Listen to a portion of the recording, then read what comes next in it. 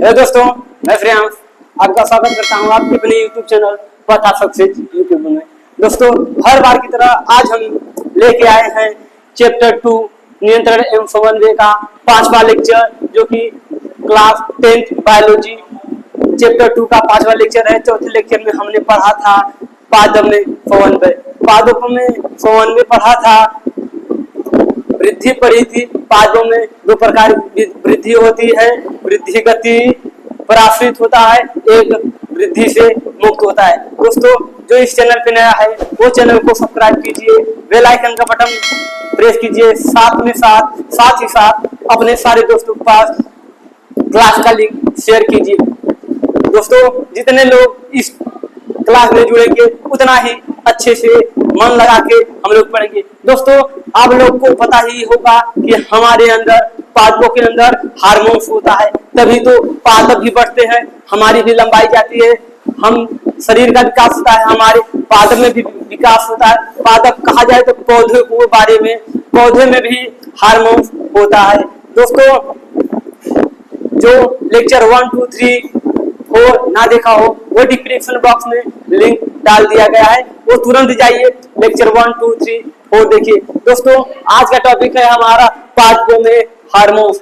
हम पढ़ेंगे पादपों में हार्मोन्स क्या होता है।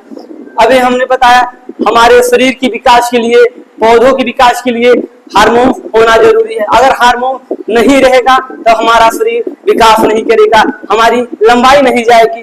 दोस्तों, हर बार की तरह शुरू से शुरू करते हैं। चलिए पादपों में हार्मोन्स देखते हैं कि पादपों में हार्मोन्स क्या है।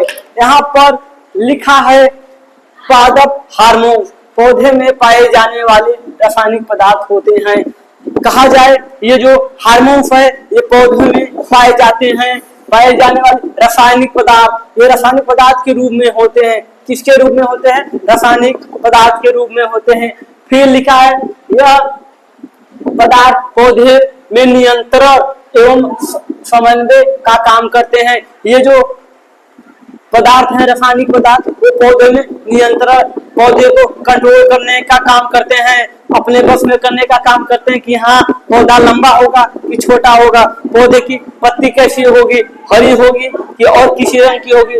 दोस्तों, यहाँ पर हमने अपने से बांट दिया गया है मुख्य पादप हार्मोन्स। मुख्य पादप हार्मोन्स में दो टॉपिक लिखे हैं, 2 पॉइंट लिखे हैं। पहला, वृद्धि सहायक हार्मोन्स। वृद्धि सहायक हार्मोन्स आप लोग वृद्धि से समझ गए होंगे, वृद्धि हार्मोन्स, वृद्धि को बढ़ाने वाला हार्मोन्स। दूसरा है वृद्धि रोधक हार्मोन्स, वृद्धि को रोकने वाला हार्मोन्स। कौन कौन सा होता है देखिए, यहाँ पर लिखा है ऑक्सिन। ये जो ऑक्सिन है ये वृद्धि हार्मोन्स है, वृद्धि को बढ़ाता है। अभी इसके बारे में अच्छे से पढ़ेंगे। दूसरा है जिबेरेलिंस हार्मोन्स। तीसरा है साइटोकाइनिन्स हार्मोन्स। और हम लोगों को आ गया वृद्धि रोधक, वृद्धि को रोकने वाला हार्मोन्स। कौन कौन सा होता है? पहला एब्सिक्स अम्ल, दूसरा एथिलीन। एथिलीन के बारे में हम लोग अच्छे पढ़ेंगे। एक बात फिर से समझ लीजिए, पादप हार्मोन क्या है? पादप हार्मोन पौधे में पाए जाने वाले वो रासायनिक पदार्थ है। ये रासायनिक पदार्थ में होता है। ये जो पादप हार्मोन है रासायनिक पदार्थ में होता है। यह पदार्थ पौधे में नियंत्रण कहा जाए तो कंट्रोल में करता है। किसमें करता है? कंट्रोल और समन्वय का काम करता है। इसी से अगर हमारे अंदर हार्मोन ना हो तब हमारे शरीर का विकास ना हो, पौधे विकास ना हो। दोस्तों, आप लोग इसे स्क्रीनशॉट मान लीजिए।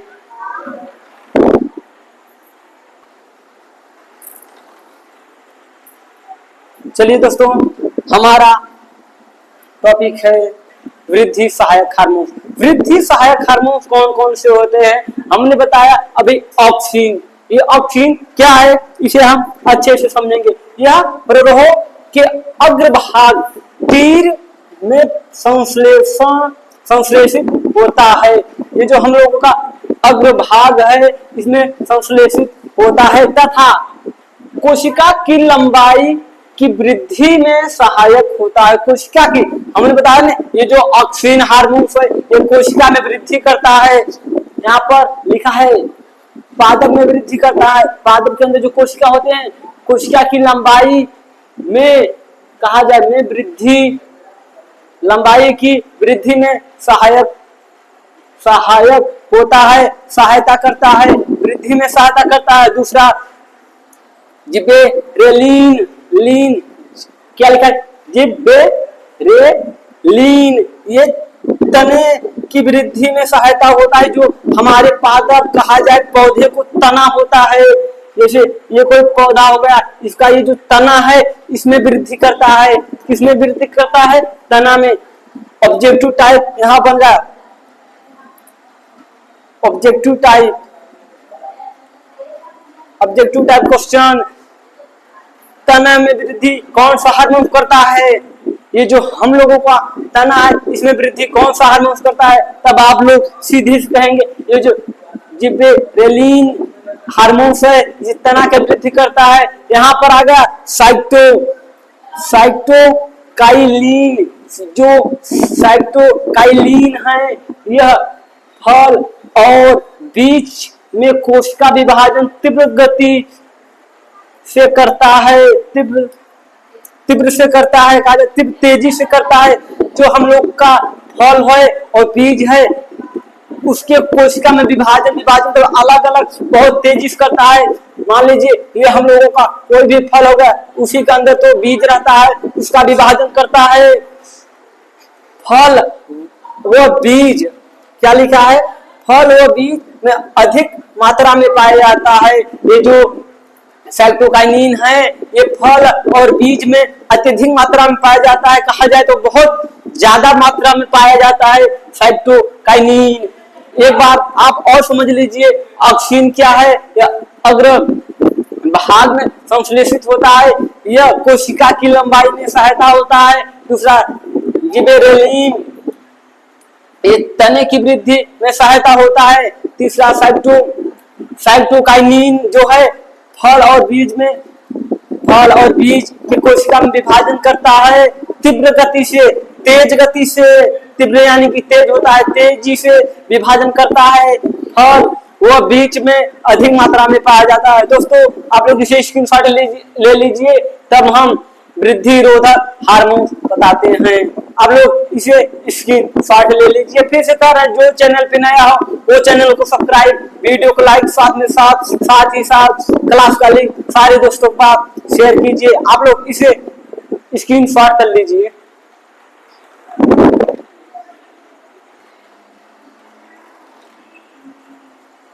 चलिए मेरे प्यारे भाई, मेरी प्यारी सी सिस्टर, हम लोग पढ़ेंगे वृद्धि रोधक हार्मोन।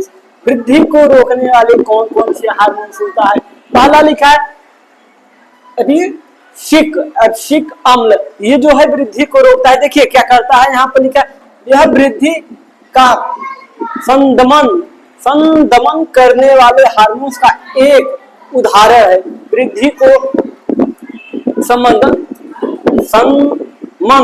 संदमन करने वाला एक उदाहरण है। ये क्या करता है? पत्तियों को मुरझाना, पत्तियों जो है हम लोगों का पादप में जो पत्ती होता है उसका मुरझाना इसके प्रभाव में सम्मिलित होता है। जो हम लोगों का पत्ती मुरझाता है इसी के अंतर्गत आता है, इसी में सम्मिलित रहता है एब्सिक अम्ल है। इसके अंतर्गत हम लोगों का पत्ती जो होता है, ये खिला हुआ हम लोगों का पत्ती है। क्या है? खिला हुआ अच्छे से पत्ती है, इसी के कारण ये पत्ती सूख जाता है, मुरझा जाता है। दोस्तों दूसरा है एथिलीन। क्या है? एथिलीन क्या है? ये जो फल पकता है वही है एथिलीन। देखिए यहाँ पर ये एकमात्र प्राकृतिक रूप में गैसीय अवस्था में मिलने वाला हार्मोन है। देखिए यहाँ पर है लिख दे रहे हैं, यह एकमात्र प्राकृतिक यानी कि ऊपर से दिया गया भगवान के प्राकृतिक रूप से गैस है। क्या है? गैस की अवस्था में मिलने वाला हार्मोन है। ये जो है गैस की अवस्था में हार्मोन मिलता है। अब इसका काम क्या है हम लोग काम जानेंगे तभी तो पता चलेगा कि हाँ ये जो एथिलीन है इसका क्या है। यहाँ पर है, इसे इस परिपक्वन हार्मोन्स भी कहते हैं, इसे परिपक्वन हार्मोन्स कहते हैं, जिससे हम लोगों का फल जो है वो पकता है। क्योंकि अधिकतर कह रहा है, क्योंकि भैया क्योंकि कैसे अधिकतर है, क्योंकि अधिकतर पादप में फल परिपक्वन के समय इसका निर्माण होता है। जब हम लोगों के जो आसपास पेड़ पौधे हैं, आम के हैं, अमरूद के हैं, आदि पेड़ पौधे, उसमें जब फल लगता है और फल पकता है, उसी समय इस एथिलीन, ये जो एथिलीन है इसका निर्माण होता है। कोई पूछ लिया एथिलीन का निर्माण कब होता है? आप लोग सीधे से यहाँ पर देख लीजिए, पादपों के फलों में परिपक्वन के समय जब फल पकता है, पकना प्रारंभ करता है, तब ये एथिलीन हार्मोन्स का निर्माण होता है, एथिलीन हार्मोन्स बनता है। दोस्तों अब हम लोग पढ़ेंगे जंतुओं में हार्मोन। ये तो हो गया हम लोगों के पादपों में हार्मोन। अब जंतुओं में जानने की हम लोगों के अंदर कौन कौन से हार्मोन्स होते हैं, इसे भी हम जानेंगे। आप लोग अच्छे ढंग की पढ़ाई करिए, यहाँ पर हर एक टॉपिक बताया जाएगा। अगर कोई भी टॉपिक गलती से छूट गया, आप लोग कमेंट में बताइए कि हाँ भैया ये टॉपिक छूट गया, हम लोग फिर से उस टॉपिक को कवर करते हुए चैप्टर को समाप्त करेंगे। आप लोग इसे नोट कर लीजिए या स्क्रीनशॉट ले लीजिए। हम तो कहेंगे आप लोग क्लास में स्क्रीनशॉट ले लीजिए, फिर उसके बाद जब टाइम मिले आप लोग अच्छे से जो बायोलॉजी का शेयर बना है उसमें हर एक टॉपिक लिखिए।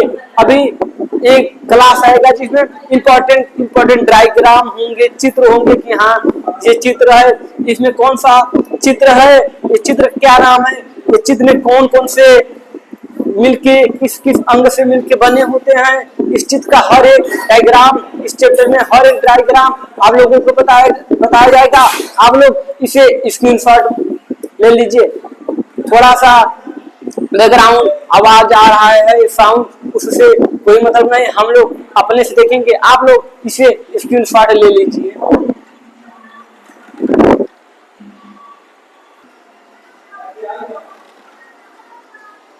चलिए दोस्तों हम पढ़ेंगे जंतुओं में हार्मोन्स। जंतुओं में हार्मोन्स क्या होता है? पहले हम लोग जंतुओं में हार्मोन्स जानते हैं। जंतुओं में हार्मोन्स क्या होता है, किसे कहते हैं? यहाँ पर लिखा है जंतुओं में रासायनिक समन्वय हार्मोन्स द्वारा होता है। ये जो हार्मोन्स है ये रासायनिक समन्वय हार्मोन्स द्वारा होता है। जंतुओं में हार्मोन रासायनिक द्वारा होता है। यह हार्मोन्स अतः ग्रंथियों द्वारा स्त्रवित होता है। किसके द्वारा? अंतः ग्रंथियों द्वारा।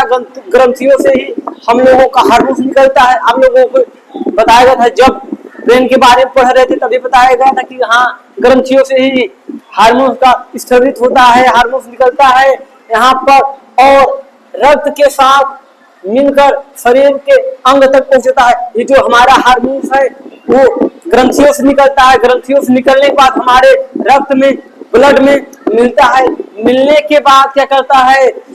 शरीर के अंग तक पहुंचता है। कहाँ तक पहुंचता है? शरीर के अंग तक पहुंचता है, जहां इसका कार्य करना होता है। इसे कार्य करना होता है, जहां पर इसका कार्य होगा वहीं पर तो पहुंचेगा। ये नहीं जाना है अमेरिका तो पहुंच जाए पाकिस्तान, ऐसा तो नहीं होगा।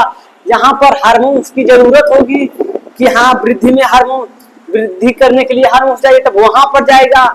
ये नहीं जाना है इलाहाबाद हम पहुंच गए, गोपीगंज, इसे नहीं, जहां पर जरूरत होगी वहीं पर जाएगा। अब जंतुओं में हार्मोन्स तो देख लिए क्या कर रहा है। जंतुओं में रासायनिक समन्वय हार्मोन्स द्वारा होता है। किसके द्वारा? रासायनिक समन्वय हार्मोन्स द्वारा होता है। यह हार्मोन्स अंतः ग्रंथियों द्वारा स्त्रवित होता है। किसके द्वारा? अंतः ग्रंथियों द्वारा। जो हम लोगों के अंदर ग्रंथि है, शरीर के अंदर ग्रंथि है, उसके द्वारा स्त्रवित होता है, और रक्त के साथ, खून के साथ, जिसे हम हिंदी में अपने भाषा में खून बोलते कि हाँ खून निकल रहा है, उसके साथ मिलकर हमारे शरीर के अंगों तक पहुंचता है। कहां तक?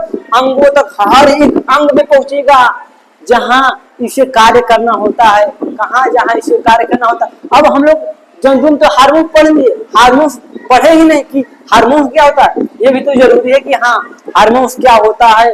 देखिए यहाँ पर हार्मोन लिखा है, हार्मोन कहें या हार्मोन बुक में हार्मोन है, हम लोग इसे हार्मोन भी कहते हैं। देखिए ये क्या लिखा है, ये वो रसायन है। क्या? वे रसायन है, एक प्रकार के रसायन है जो जंतुओं की क्रिया, विकास एवं वृद्धि का समन्वय करता है। हार्मोन के कारण ही, हमने भी पहले ही बताया था कि हार्मोन के कारण ही हमारे शरीर का वृद्धि विकास होता है। सात क्रियाओं वृद्धि विकास का समन्वय है। इसी के कारण, हार्मोन के कारण ही हमारा शरीर वृद्धि करता है, विकास करता है कि हम मोटे हो गए, हाँ हमारा शरीर बहुत वृद्धि कर लिया, बहुत विकास कर लिया, हम जवान हो गए हैं। ये हार्मोन्स के कारण ही होता है। अगर हम लोग में हार्मोन्स ना हो तब हम लोग की वृद्धि नहीं होगी, बहुत चीज नहीं होगी। अभी आप लोगों को और अच्छी अच्छी बातें इस चैप्टर में बताई जाएगी। दोस्तों फिर से कह रहे हैं, जो इस चैनल पे नया है वो चैनल को सब्सक्राइब कर लीजिए। दोस्तों आप लोग वीडियो तो देखते हैं पर कहा जाए बट, लेकिन आप लोग सब्सक्राइब नहीं करते क्यों यार? हम लोग भी इतना मेहनत करके 8-9 बजे रात वीडियो शूट करते हैं। आप लोग चैनल को सब्सक्राइब कीजिए, इसे स्क्रीनशॉट कर लीजिए, उसके बाद हम अगला टॉपिक आप लोगों के सामने लगाते हैं।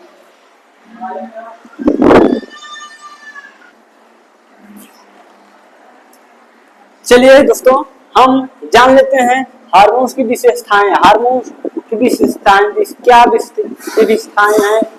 विशेषताएं हैं। देखिए 4 पॉइंट करके हमने लिखा है, 4 विशेषताएं बताया गया है इस क्लास में।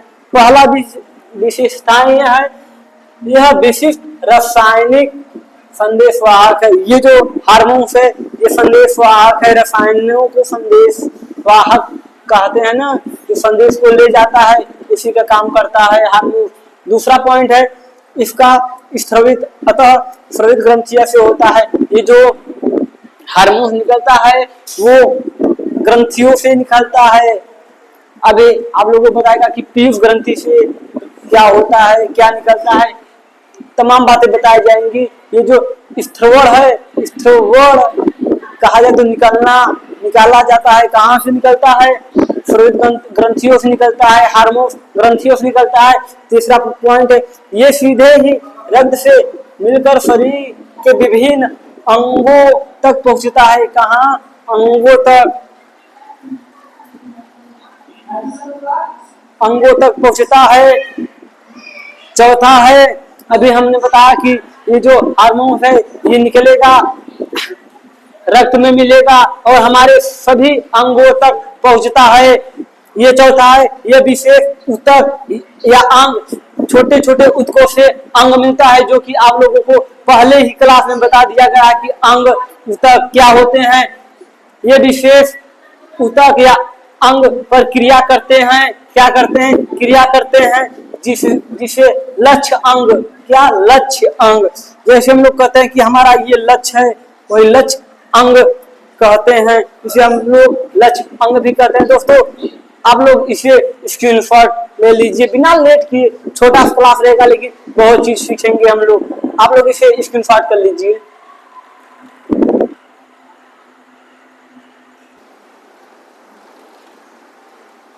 चलिए दोस्तों हम लोगों का नेक्स्ट टॉपिक है हार्मोन्स अंतर स्रावित ग्रंथियां एवं उनका कार्य। जो हम लोगों का हार्मोन्स होता है उसका काम क्या है, हार्मोन्स कौन से हैं, ग्रंथि कौन से हैं, स्थान कहाँ है, उसका कार्य क्या है। 6 है, 2 लिख के बताते हैं क्योंकि बोर्ड छोटा है, आ नहीं पाएगा। पहला है थायरोक्सिन। क्या है?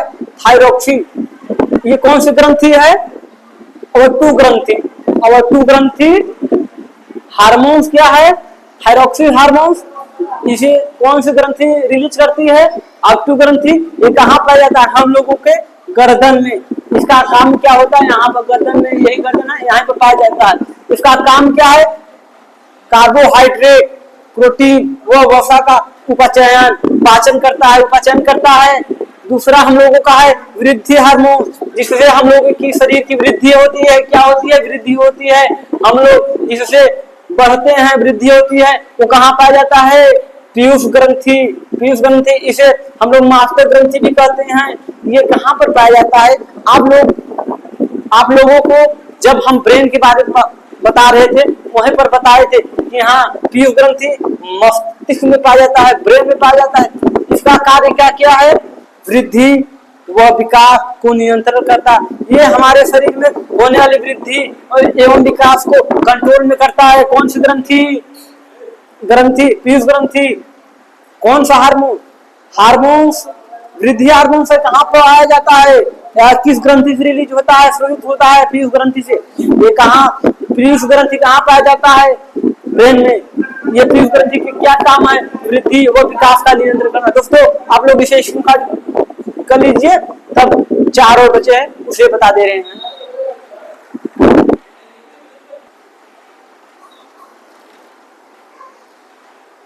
हम लोगों का तीसरा है और ये चौथा।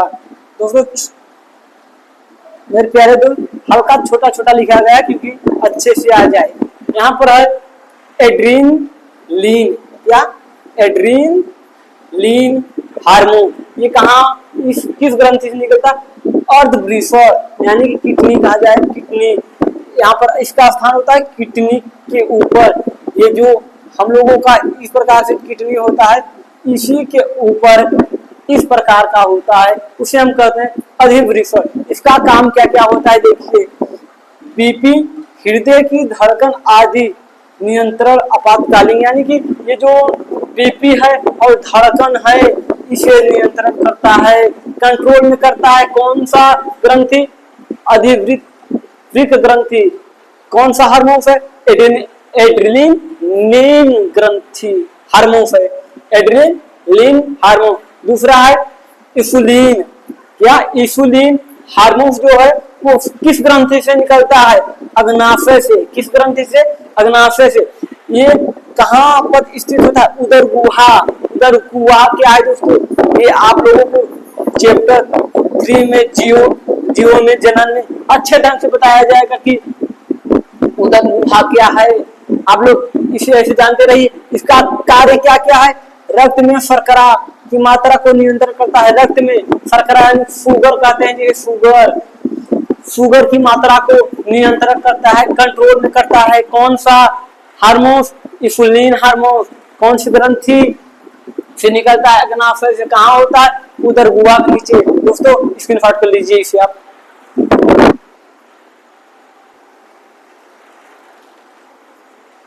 चलिए दोस्तों, हम लोगों का 5वां है लिंग हार्मोन्स। जो हम लोगों की लिंग में हार्मोन होता है, कौन कौन सा होता है? टेस्टोस्टेरोन। क्या? टेस्टोस्टेरोन। ये किसमें होता है? नर में होता है। एक बार अच्छे देखिए, टेस्टोस्टेरोन जो हार्मोन होता है ये नर में होता है, और मादा में कौन सा हार्मोन होता है? एक्स्ट्रोजन। क्या? एक्स्ट्रोजन हार्मोन। कहाँ पाया जाता है? मादा में होता है। ये जो ग्रंथि है कौन सी ग्रंथि? वीसर में। जो वीसर है उसमें से कौन सा हार्मोन निकलता है? टेस्टोस्टेरोन हार्मोन निकलता है। और अंडाशय से कौन सा हार्मोन निकलता है? एस्ट्रोजन हार्मोन निकलता है। ये जो वीसर है मादा में पाया जाता है, सॉरी दोस्तों, नर में पाया जाता है। नर में क्या पाया? वीसर 2 होते हैं। अंडाशय मादा में पाया जाता है। अंडाशय मादा के शरीर में 2 होते हैं। ये कहाँ पर स्थित होता है? पेट के नीचे वाले हिस्से में। कहाँ पर? पेट के नीचे वाले हिस्से में। इसका काम क्या होता है? यौनारंभ से संबंधित परिवर्तन, लैंगिक परिपक्व, जब लैंगिक जनन होगा इसके पढ़ा जाएगा। इसके बारे में, लैंगिक जनन के बारे में अच्छे से बताया जाएगा। 6वां है मोचक हार्मोन। कहाँ पाया जाता है? हाइपोथैलेमस ब्रेन में पाया जाता है। कहा जाए तो अग्र ब्रेन का पहला भाग जो था ब्रह्मस्तक, उसके बाद थैलेमस, फिर हाइपोथैलेमस ब्रेन में पाया जाता है। इसका काम पीयूष ग्रंथि से हार्मोन ये स्थवर को प्रेरित करता है।